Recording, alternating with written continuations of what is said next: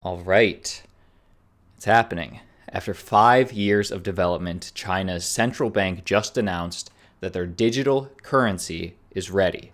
This is breaking news. A senior official at China's central bank just announced, and all this can be fact-checked from these Chinese news outlets. I'm going to link this in the description below. Check it out for yourself. But a senior official at China's central bank just announced at the China Finance 40 Group announced today that the country will soon roll out its central bank digital currency known as CBDC, Central Bank Digital Currency. So what does this mean, and what does this mean for you?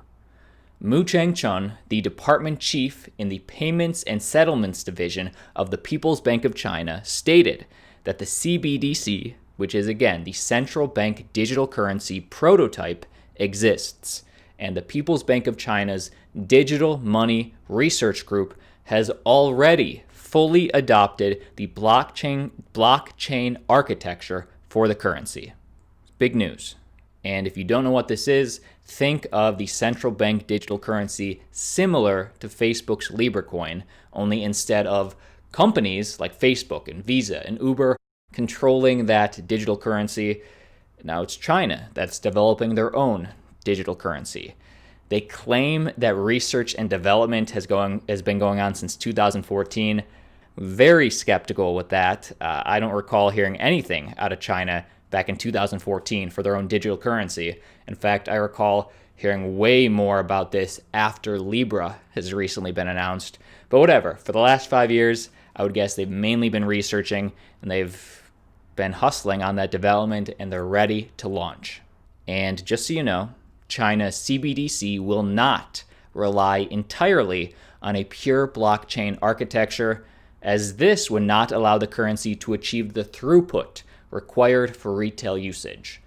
My take on what this means is get ready for this China central bank backed digital currency to be highly centralized, highly permissioned, but ready for retail usage, meaning it'll probably be fast.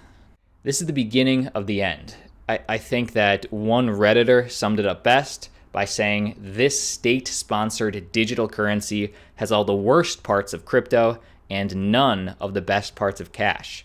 Worst parts of crypto meaning it's permissioned, it's centralized, and none of the best parts of cash meaning it's not fungible. This benefits the state and maybe the unbanked of China. We'll see. But what does this mean for you? As an investor in the crypto market, as a holder of Bitcoin, what does this mean for you? Well, I don't think that it's a coincidence that China is pushing this out. They claim they've been working on it for 5 years. They're really hustling in this last quarter. I don't think it's any secret that they've been doing this since Facebook's Litecoin. As reported by Cointelegraph on August 9th, the Public Bank of China has been planning to get ahead of the US and Facebook's Libra by issuing their own national cryptocurrency. Of course, China is trying to push this out as American politicians slam the brakes on the social network stablecoin because of regulatory concerns. What do you think? Well, the markets responded, and they think this is bullish. At least the Asian markets, who are the markets, it's Monday, beginning of a new week. The Asian markets who are up, they're awake. It seems they're buying Bitcoin. They're bullish on Bitcoin because of this news, and some of these altcoins are starting to show a little bit of life in them. But it's going to be interesting to see in the short term what this does for the price as the US markets wake up, and Europe, and Canada, and Australia, because it seems that China thinks this is pretty bullish. We'll see. And like I said, it feels like the beginning of the end.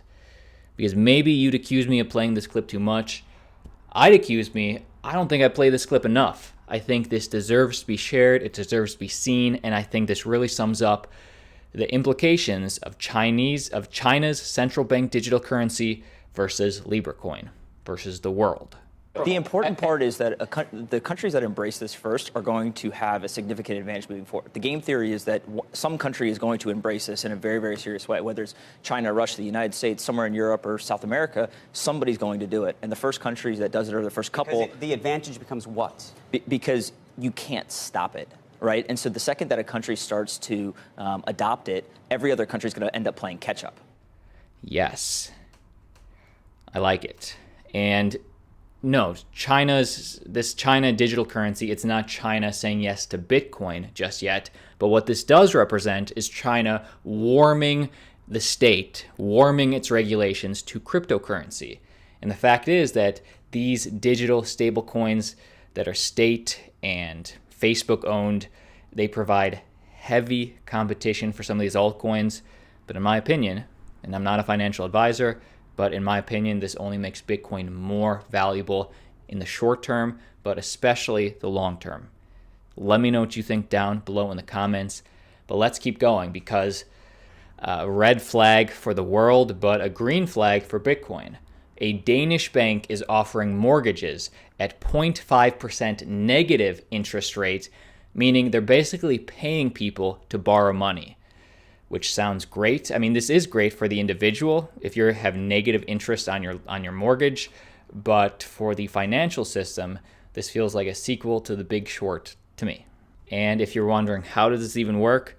And trust me, many people are. How does negative interest even work? What? I get a loan, meaning that somebody loans me money and then I also get paid? That's like free money. Be right back. I'm going to get a quick $1 million loan.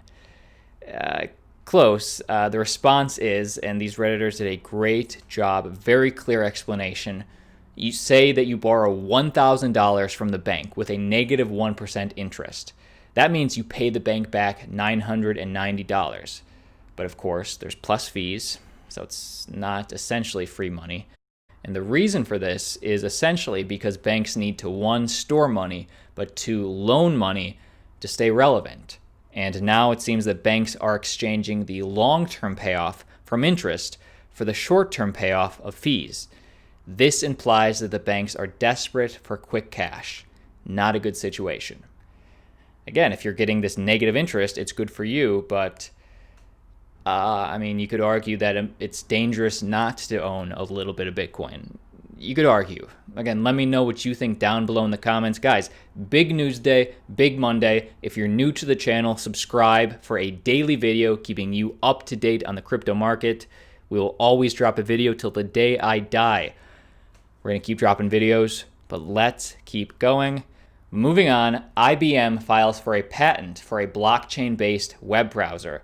So this could mean a lot of things, and keep in mind IBM is known. Let me zoom in here. If you can read this, IBM is known for having the most blockchain patents in the game.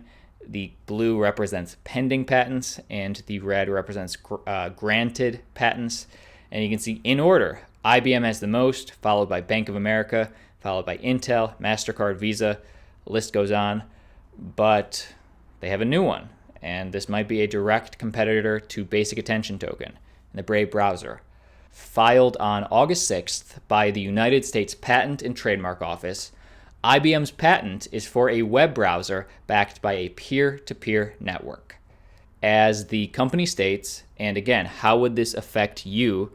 Well, as the company states, a blockchain-based browser affords a system for storing browsing information such that privacy is preserved and places privacy in the hands of a user rather than a third party.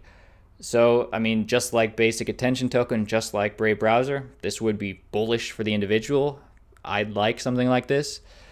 And one potential use case included in the patent documents, among others, includes that if there would be an attack on a computer's browser, if your computer browser got attacked, if secured by blockchain technology, a viable backup of all users' information is available.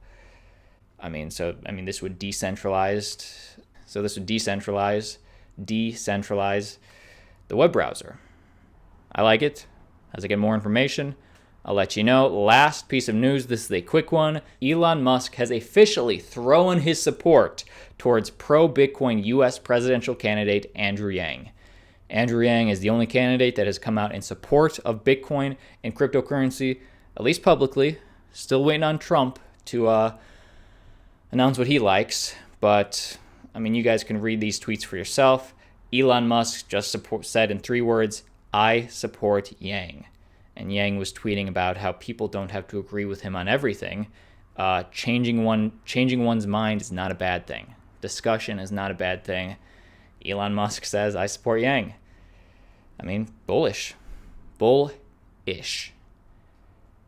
That is the video for today. My name's Austin. Hit the like button, subscribe to the channel, and like always, I'll see you tomorrow.